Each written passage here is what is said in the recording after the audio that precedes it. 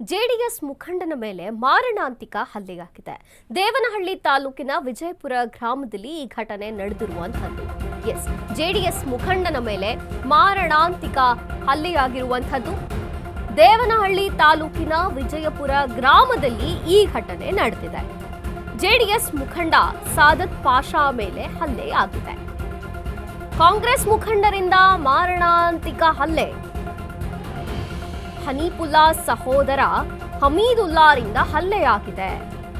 ಹಲ್ಲೆಗೊಳಗಾದ JDS ಮುಖಂಡಗೆ ಆಸ್ಪತ್ರೆಯಲ್ಲಿ ಈಗ ಚಿಕಿತ್ಸೆಯನ್ನ ಕೊಡಿಸಲಾಗ್ತಿರುವಂಥದ್ದು.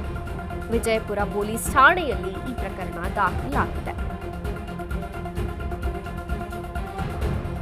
ದೇವನಹಳ್ಳಿ ತಾಲೂಕಿನ ವಿಜಯಪುರ ಗ್ರಾಮದಲ್ಲಿ ಆದಂತಹ ಘಟನೆ ಇದು. ಜೆಡಿಎಸ್ ಮುಖಂಡನೊಬ್ಬನ ಮೇಲೆ, ಅದರಲ್ಲೂ ಅವರ ಹೆಸರು ಸಾದತ್ ಪಾಷಾ ಮೇಲೆ ಹಲ್ಲೆಯಾಗಿರುವಂಥದ್ದು.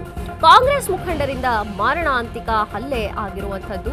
ಹನೀಫುಲ್ಲಾ ಸಹೋದರ ಹಮೀದುಲ್ಲಾರಿಂದ ಈ ಹಲ್ಲೆ ಆಗಿದೆ ಅಂತ ತಿಳಿದು ಬಂದಿದೆ.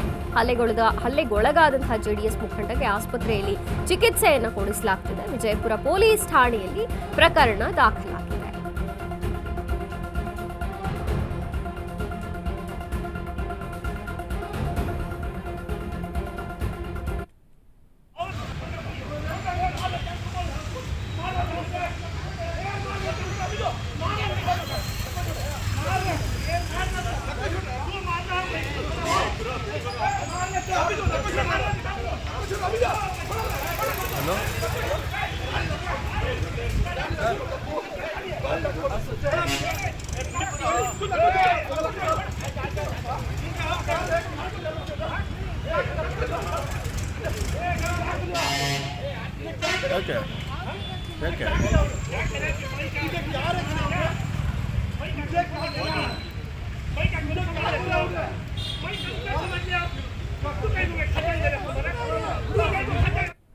ಯಾರು ನಿಮ್ಮ ಮೇಲೆ ಹಲ್ಲೆ ಮಾಡಿದ್ರು?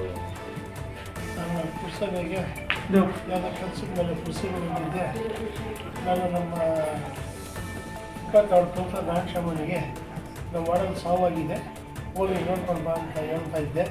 ಅಷ್ಟೊತ್ತಲ್ಲೇ 18ನೇ ವಾರ್ಡು ಪ್ರೊಫೆಸರ್ ಹನೀಫುಲ್ಲಾ ಆಮೇಲೆ ಅವ್ನ ತಮ್ಮ ಬಂದು ಬೇಕಾ ಹಾಕಿ ನನ್ನ ಮೇಲೆ ಹಲ್ಲೆ ಮಾಡಿ ನನಗೆ ಕೆಳಗಾಕಿ ರಿಸರ್ಚ್ಗೆಲ್ಲ ಒಂದು ಕೈ ಕಾಲಿಗೆಲ್ಲ ಒಂದು ದೊಡ್ಡ ಕತ್ತಿನ ಕಾಲಿಕ್ಕಿ ಅವ್ರ ಅಣ್ಣ ತಮ್ಮರು ಇಬ್ಬರೂ ಸಾಯಿಸಾಕ್ತೀವಿ ಅಂತಂದಾಗ ಅಲ್ಲಿರೋ ಜನರೆಲ್ಲ ಬಂದು ಪುರಸಭೆ ಹತ್ರ ಇರೋ ಜನ ಬಂದು ನನ್ನ ರಕ್ಷಣೆ ಮಾಡಿಸಿ ನನ್ನ ಮುಸ್ತಫನ್ನವರು ಹಾಸ್ಪಿಟ್ಲಿಗೆ ಸೇರಿಸಿದ್ರು.